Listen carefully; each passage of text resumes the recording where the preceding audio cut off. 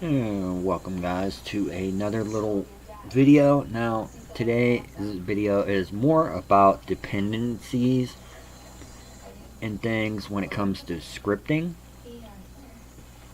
because a lot of people don't know what dependencies are, and when they delete or try to correct something in a script, they end up breaking their project, and that's due to a lot of dependency things. Okay, so if we look at something, let's go in the scripts here and we'll create something. Let's say we'll create a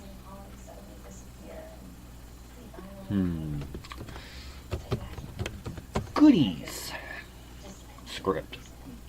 Okay, we'll go into here and we'll have goodies, and then we'll have, well, it's got to do the compiling thing. And let's do another one that's loot. Okay, now goodies and loot, they may have some kind of relationship or whatever, but let's go into goodies and open it up.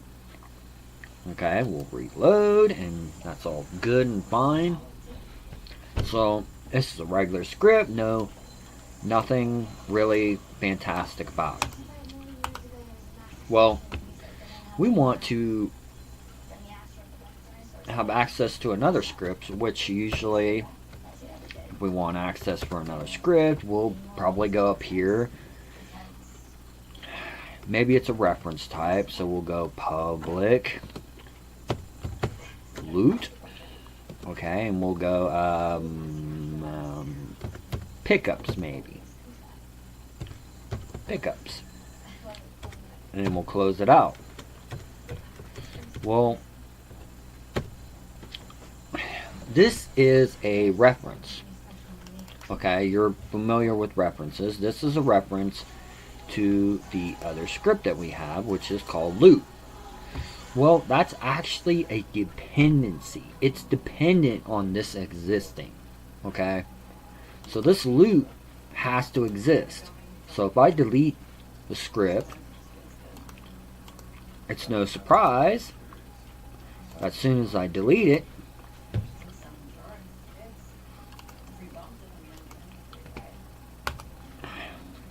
it breaks, says it doesn't exist anymore, and my project goes to,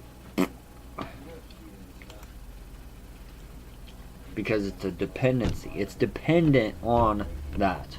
It's like the easiest way to remember this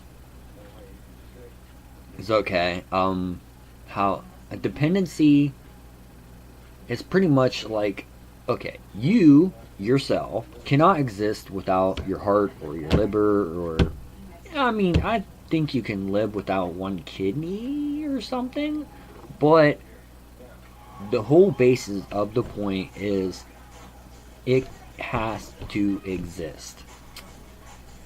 You have to have it. There is no getting around it. And that's pretty much what a dependency is. So we can go in here and we can tell, I believe we can have it make a script for us.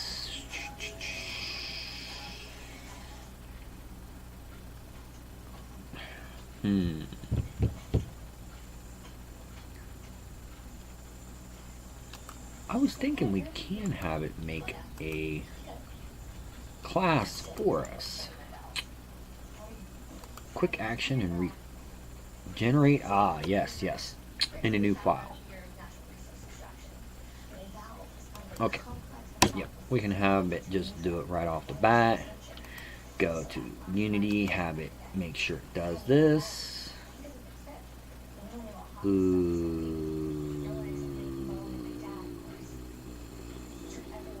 Let's ignore that for now. It's there. Why care? Right?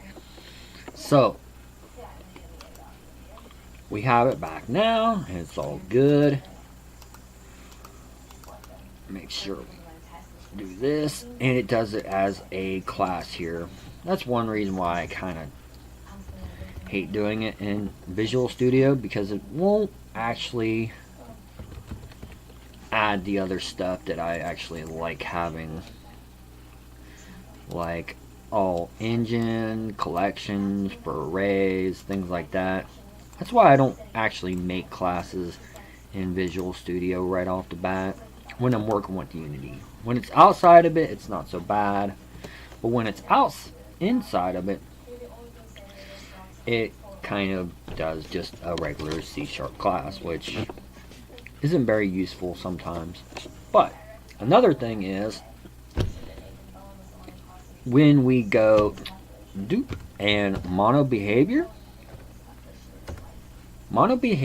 is a Unity thing. Okay, it's part of the engine namespace. It is a dependency. Okay, take that out and it goes to crap crazy on us. Just like anything else, it breaks your project. A regular C# class, which it was, you can make it a public class and then give it a name like food, open, shut. This is a regular C# class. Okay, and you write things just like you would. Okay, but food is still a dependency if you reference it somewhere.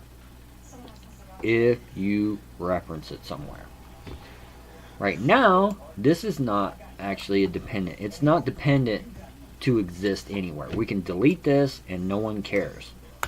But if we go up here to our mono behavior, right here, and we just go food F, this is now dependent on something. This has to exist in your project or it breaks. Simple as that. I mean, it's very easy to get the idea. Okay, now some might think that this is kind of a crap explanation and things, but really, in all honesty, dependency. Food has to exist in this class, right? So delete this. Error, can't do that. So there you go. Simplest explanation that I can find. Now, for the next step, there is ways to get around a dependency like this.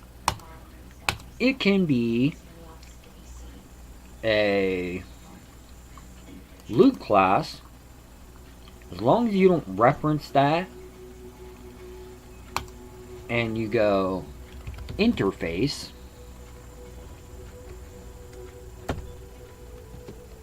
food,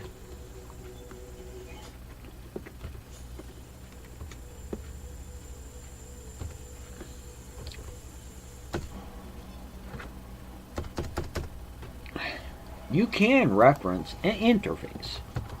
Okay? F. Now, if you're creative enough, you can go class food 2, and we will be not inheriting or anything, but we will be integrating the food interface. Okay, so what do we actually want in the food interface? Well, the thing that we'll probably want is a void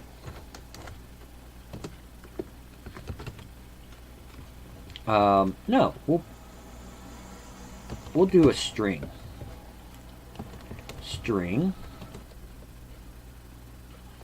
name.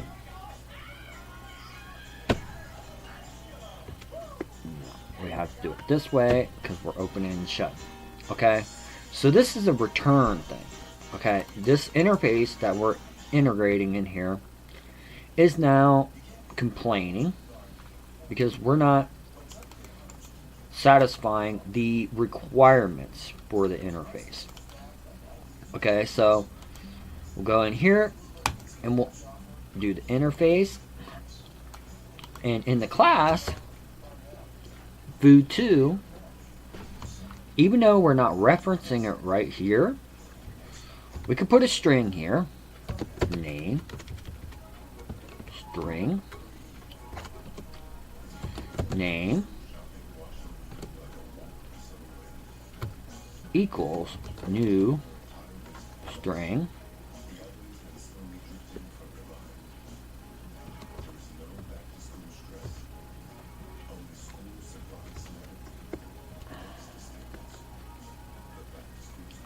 let's just do it this way.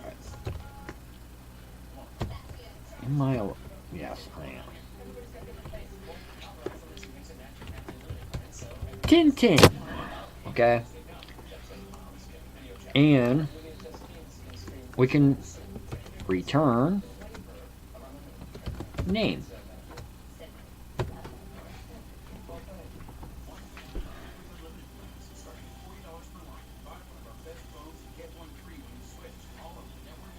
It's a string.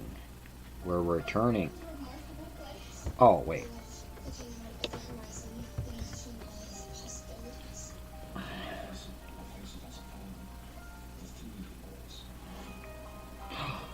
Oh, yeah, that's right, dude. That whole lowercase to uppercase thing. I often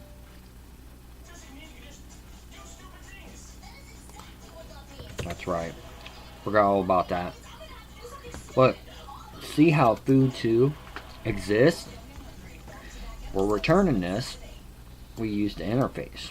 Okay? We're returning just a regular old string. So each type of food that you might make would be different ones, but the biggest give in this example, food is an interface. As long as this interface exists, we can always make food2. Well, guess what? Nobody cares really about food2. Everybody cares about the interface. It's like the messenger boy. You don't know where the messages are coming from, but as long as the messenger is there, doesn't matter. Now you could be like, oh, just make this a class and make this do this, but what if you want something else to happen in the interface? What if you wanted another thing in here, like what could I put in here? A float. A mount.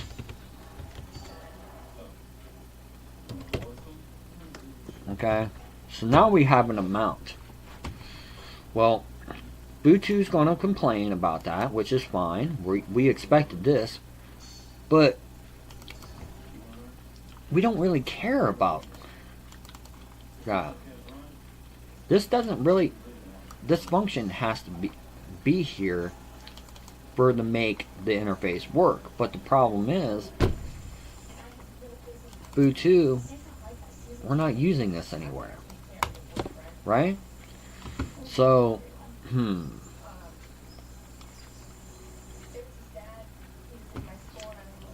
so let's make a change to this. We can go. We got food. Let's do a start. Void. Start. Okay. And I can't type today because it's really in the morning hours and stuff.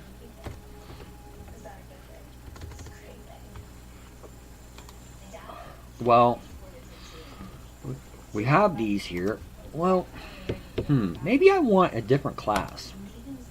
Maybe I want a different class entirely. Let's just make a different class.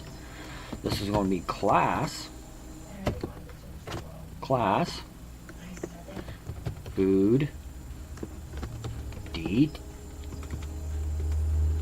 food, amounts. Right?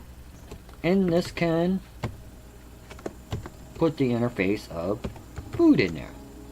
Okay? Well, as we know, we have to explicitly put the interface in. Okay? Which we got to go to the little bubble. Boom. Okay? So, the first function that we might write with this reference, we only need the name, right? But if we wanted another one, which the first one we're going to put food, let's put current food reference. Okay? And then we want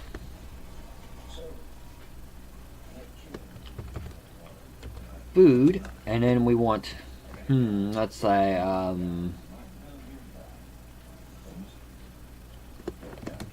favorite food. Okay? Which is always going to be different and all that stuff. Because the character's got a favorite food, maybe he gives you some kind of buff or whatever. Well, we all the time want to know a name of it, okay? We got to know the name of it. But on our current food, we may not even care about the amount that we got. On our favorite food, we need to know an amount. So,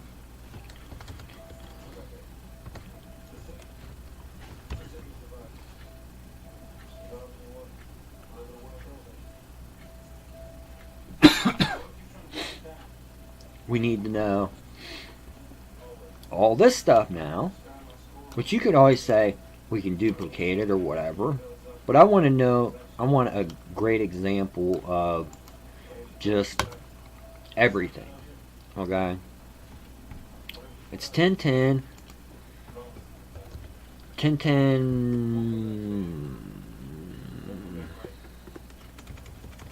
no, we're gonna put, let's see, grapes. No, that's not how you spell it. Or maybe we want some smoke leaf.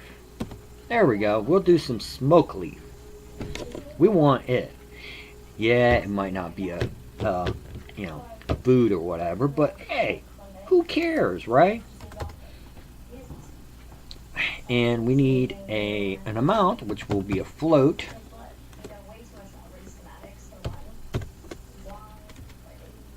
Equals 80G.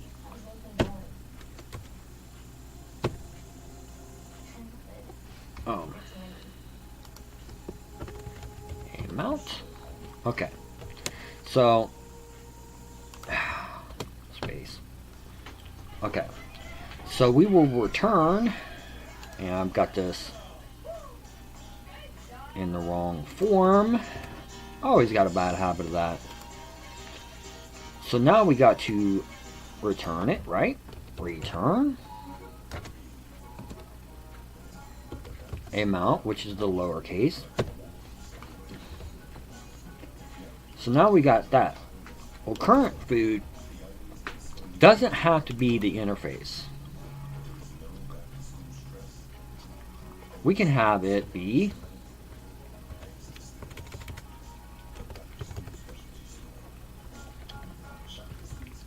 food amounts. Makes it dependent that this one has to exist, but when we call it up, we can still call the same functions because they exist. We don't really need the interface, but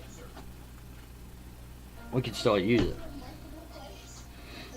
We can have 6 different functions that explicitly ask for this. Like, let's say void get amounts, and this will take food F. Okay.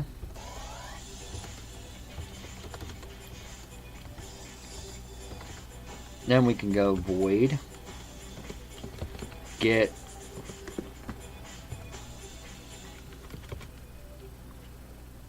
food name, have food F.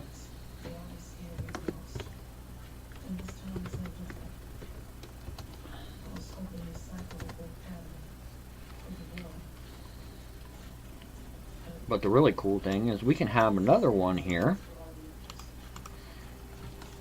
pretty much the same name, but with a different asking type.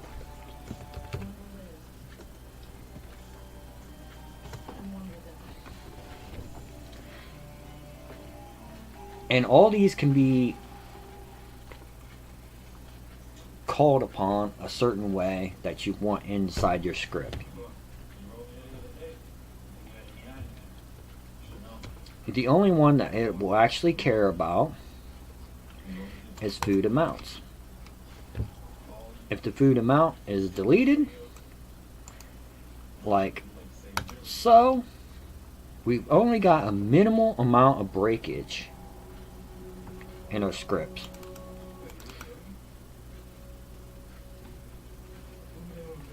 And that is why we use interfaces sometimes, because dependencies. It's dependent on that type of project. Now, you can get around it a lot, but sometimes you can't. Another one that you can do sometimes, and it's really easy to do, is take your script, okay, like, how could I do this? Is changing it over to a inherited beast using inheritance. You can do something with that as well, but I'm not going to go over that one because I've already went through that one with people in a video, and there's drawbacks and there's, you know, pluses on it, but the most of the time anymore, people are steering away from using inheritance because of dependencies, and it's a little bit more complicated to write with. I mean, unless you're used to it, it's a little bit more complicated. But this is War, over and out. I hope you liked the video. Thumbs up. If you didn't, it sucked. Well, you know, thumbs down, you know what to do. And thanks for watching. Peace out, everybody.